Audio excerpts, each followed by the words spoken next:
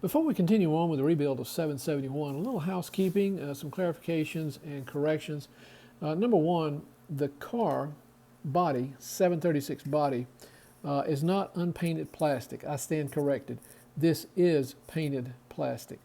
I didn't notice it until I started some detailed cleaning on it, and I noticed that, for example, some of the door stops were already worn off, and you could see the plastic underneath. There's a chip right here that you can see the plastic underneath.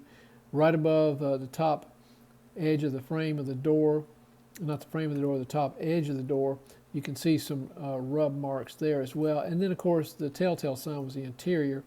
You get an opportunity to see that tan color, that the plastic of the plastic. And I've seen that tan color before, especially on passenger coaches.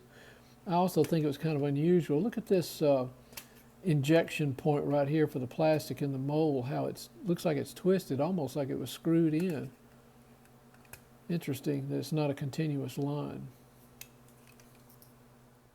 The second item is, I mentioned before that this was a 3-rail fence, and that there was also a 4-rail fence. I've never seen one before. However, Deeger's Volume 2 on accessories has a photograph of the 4-rail fence.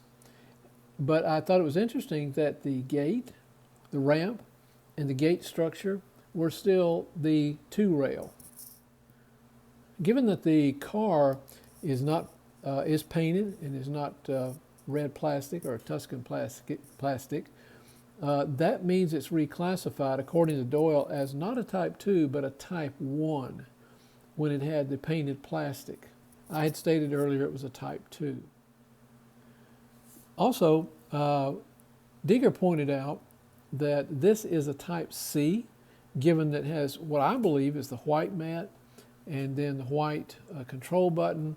But he also pointed out that in a Type C, it's also distinguished by the fact that there's a two-piece brake wheel on the 736. So those combined gives me the best evidence that this is quite possibly a Type C in Deeger's classification. And finally, just for clarification, I decided not to use my own Mylar to try to repaint these windows. I learned a couple things. One, if you try to paint that Mylar, the paint runs real easily on the Mylar, and it's hard to get it to stay in place while it dries, or even for you to hold it. So what I ended up doing was doing a combination of gluing and taping the 4 of the original windows back into the barn or shed structure, and then using only 1 window that I manufactured out of Mylar on the end. But I did not attempt to paint any of the window lines. The other thing is, I failed to mention before, there is some tape marks on both sides of the shed that apparently was a strong enough tape that when it was removed, it pulled the paint off. Now, that was the way I received it, and I can only assume that the owner had possibly taped the roof down, because you can see a little bit of that tape right here. Just to, I guess, just to get it to not rattle, possibly, or to stay in place when it was being packed. Aside from doing a little bit of work on the cattle, everything is ready for reassembly. But first I wanted to tell you how I disassemble it. Of course, the first step is the easiest part. That's simply remove the roof. It just sits on top of the shed, freely sits on top of the shed, so lift that off. In order to remove the shed, just turn the platform over, the yard over, and straighten out 5 tabs. I think it was 5. Yes, 5 tabs on the bottom of the shed, and then the shed will lift straight off. Then once that's done, I usually straighten out the tabs really well with needle nose pliers. Once that was off, I was able to, the next thing I did is I also straightened out the tabs on the gate assembly and took it straight up. It's got 1, 2, 3, looks like 3 structural tabs that hold it on. The other 2 tabs run in some grooves down here. So it only had 3 tabs. Straightened those out, lifted the gate assembly off. Quite easy. Now you're exposed to being able to lift the vibrating coil assembly and the mat, the vibrating mat. Now those were easy to separate because the coil assembly has 2 tabs, 1 on each end, that fit inside of these grommets. that are built into the mat. And you just lift them out very gently, and you can separate the coil for any cleaning or anything else you need to do, and then you're free to lift the mat up. Now the mat exceeded my expectations.